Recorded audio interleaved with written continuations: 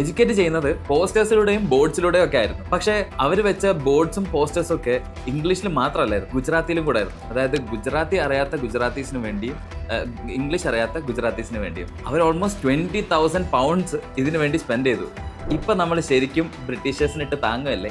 നമ്മളിൽ പലരും വിചാരിക്കുന്നുണ്ടാവും ഈ പാവപ്പെട്ട വിദ്യാഭ്യാസമൊന്നും ഇല്ലാത്ത ആൾക്കാരാണ് ഏറ്റവും കൂടുതൽ ഇങ്ങനെ പാനൊക്കെ തുപ്പി എല്ലായിടത്തും വൃത്തികേടാക്കിയിരുന്നത്.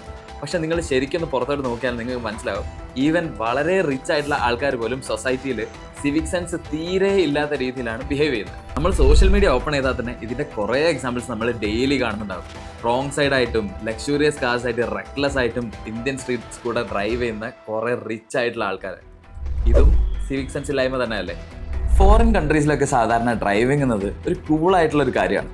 എല്ലാവരും കൂളായിട്ട് ഡ്രൈവ് ചെയ്യും. പക്ഷെ ഇന്ത്യയിലോ, ഇവിടെ ഡ്രൈവിംഗ് ഒരു മത്സരമാണ്. എല്ലാവർക്കും മുന്നിൽ പോകണം. എന്നെ ഓവർടേക്ക് ചെയ്യാൻ നീ ആടാ, ഇപ്പൊ കാണിച്ചു തരാം എന്നുള്ള രീതിയിലാണ് ഓരോരുത്തരുടെ കാട്ടിക്കൂട്ടലുകൾ. ജീവിതത്തിന്റെ രണ്ടറ്റം കൂട്ടിമുട്ടിക്കാൻ പോകുന്ന ടീംസാണ് ഇതിൽ മെയിൻ.